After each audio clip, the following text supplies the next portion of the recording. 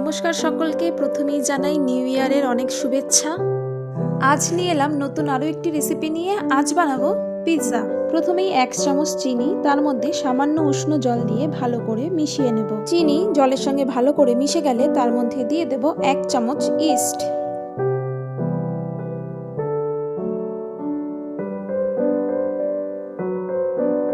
ঢেকে রেখে দেব অন্তত 10 মিনিটের জন্য।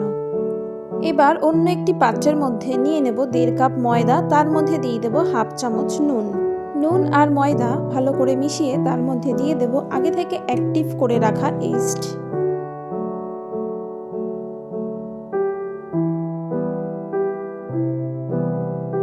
খুব ভালোভাবে নরম করে ময়দাটাকে এবার আস্তে আস্তে মেখে নেব।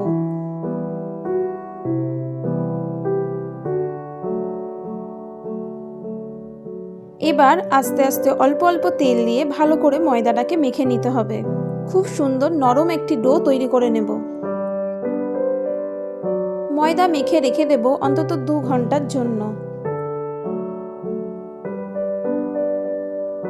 ময়দাটা ফরম্যাট হতে থাকুক, ততক্ষণে টপিংসগুলো রেডি করে নিই। এখানে নিয়েছি পনির, সুইটকর্ন, পেঁয়াজ, mushroom, red bell pepper, yellow bell pepper আর নিয়েছি ক্যাপসিকাম। 2 ঘন্টা পর আমাদের ময়দা একদম রেডি। এখান থেকে মিডিয়াম সাইজের 2টো লিচি কেটে নেব। রুটির মতন এটাকে বেলা যাবে না, এটা হাত দিয়ে এইভাবে প্রেস করে করে গোল করে নিতে হবে।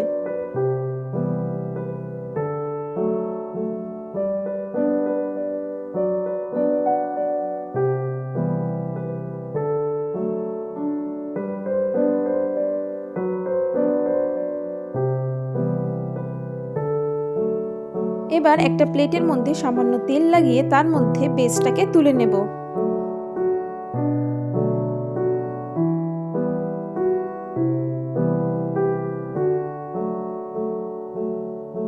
ভিডিওতে যেমন দেখছেন ঠিক এইভাবেই কাঁটা চামচ দিয়ে একটু দাগ করে নিতে হবে।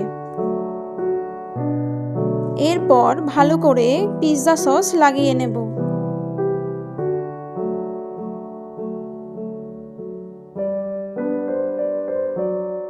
পিৎজা সস ভালো করে লাগানো হয়ে গেলে এর উপর দিয়ে দেবো গ্রেট করা চিজ। তারপর দিয়ে দেব সমস্ত আগে থেকে কেটে রেডি করে নেওয়া টপিংসগুলো।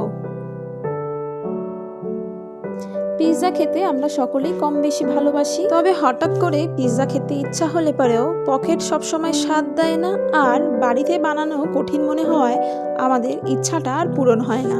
তাই যাদের কাছে মনে হয় পিৎজা বানানো খুব কঠিন, তাদের জন্য আজকে এই রেসিপিটি।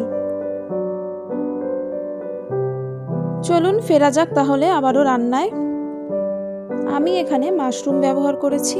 আমি মাশরুমটাকে কেটে একটু গরম জলে ভালো করে ধুয়ে নিয়েছি। যারা মাশরুম খান না বা পছন্দ করেন না তারা এটাকে স্কিপ করে যাবেন অবশ্যই।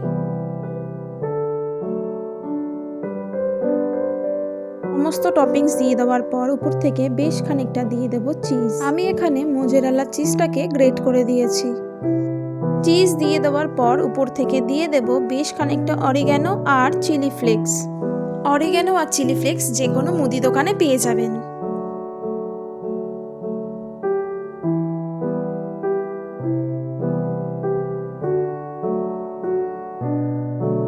অন্যদিকে একটি কড়াইয়ের মধ্যে সামান্য জল দিয়ে একটি স্ট্যান্ড ঢাকা দিয়ে রেখে একটু প্রি হিট করে নিয়েছি। এবার ওই স্ট্যান্ডের উপর প্লেটটাকে বসিয়ে দেব।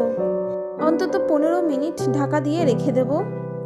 15 মিনিট পর একটি ফ্রাই প্যানের মধ্যে প্লেট থেকে নামিয়ে আবারও রেখে দেব 5 মিনিটের জন্য। অবশ্যই ওই 5 মিনিট গ্যাসের ফ্লেম হাইতে রাখতে হবে।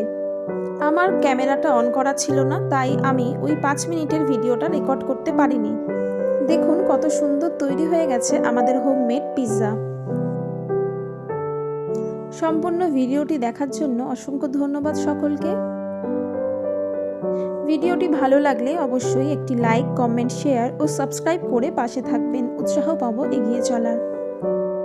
আজকের জন্য এটুকুই। আজ তাহলে আসি। সকলে সুস্থ থাকবেন, ভালো থাকবেন। নমস্কার।